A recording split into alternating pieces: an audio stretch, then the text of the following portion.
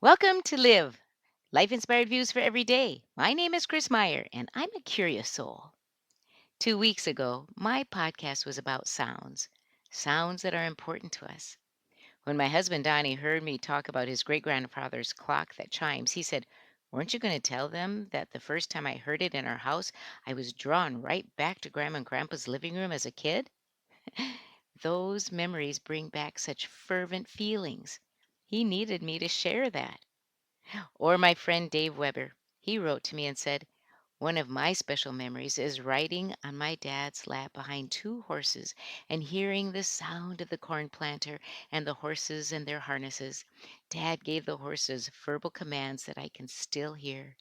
Another memory relating to sound was Dad's singing. He did not sing much, but he had, and now I realize how I didn't appreciate it at the time, that he had a very nice tenor voice.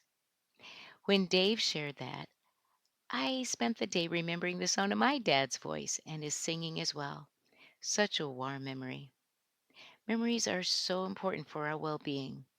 Another thing I've been thinking about lately regarding memories is what we intentionally put to memory. When I was wee, my grandma Marywood lived with us. I remember her reading many stories to us kids and teaching us many nursery rhymes and songs. When I became a grandma 4 years ago, I knew I wanted to carry on the tradition of teaching my grandson Arva nursery rhymes. You should hear him. As I was beginning my career in education, the computer and internet were just beginning to take hold in our school systems. As teachers, we were instructed not to spend too much time on memorizing anymore, but rather teach students how to locate the information. The thinking was that memorizing was not necessary when you could find anything literally at your fingertips. That never sat quite right with me. I always wondered, why wouldn't we want to keep the muscle memory honed, the muscle of memory honed and sharp, because you never know when you might need some information and you have no access to the internet. I also believe that there is something magic that happens in our brain when we put things to memory, especially things that take an effort to remember. When we repeat them over and over, they soon take up residence in our memories, sometimes for a while, sometimes forever. I believe memorizing makes us better thinkers, wiser, and deeper in our thought processes. My dad was academically brilliant, and he used to tell me that when he was plowing the field behind a team of horses, he would spend the time trying to recite the phone numbers of everyone in his little Wisconsin town.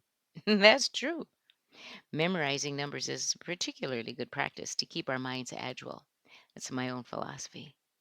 How many of you know your phone number from your childhood?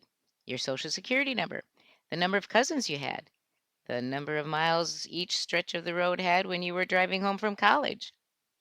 I'm wondering if memorizing organizes our minds, puts a foundational structure to our thinking patterns. Could that help keep anxiety or depression at bay a bit because of that structure that is created by memorizing with intentional practice?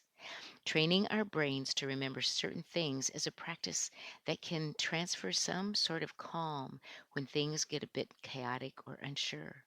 I wonder. Sounds true. How many of you have nursery rhymes in the memory banks of your mind?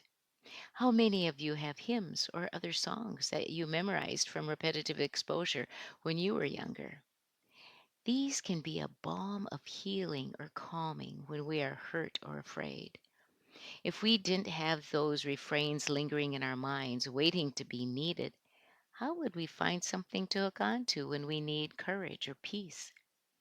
I still remember a poem I found in high school, and it was called Dare to Be Happy by Helen Lowry Marshall, and I memorized it way back then. And it goes like this: Dare to be happy. Don't shy away. Reach out and capture the joys of today. Life is worth living, so give it a try. Open your heart to the sun in the sky.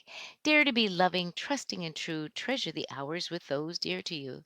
Dare to admit all your blessings and then every day count them all over again.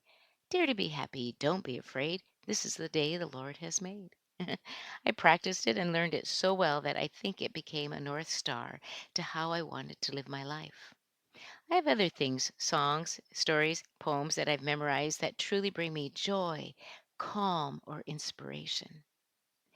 What do you have that you can lean into to bring you joy, calm, or inspiration? I challenge you to dig into your past and find something you memorized. See if you can bring it back. It might prime the pump and you'll find more. I challenge you to find something to memorize that you can repeat when you can't sleep, when you're afraid or worried. Find something that gives you hope or courage. Find something that gives you inspiration to lead your life in a meaningful way. Magic is not only in knowing the words, but also in the rhythm as you repeat it. The rhythm connects to our soul. It has something to do with energy and our spirit. That is something I just made up, but I think it could have merit. So this week, on your bathroom mirror, write, I will spend this week finding things I've memorized and adding something to that list. Join me next Monday for Live, Life Inspired Views for Every Day. I'm Chris Meyer, and I'm a curious soul.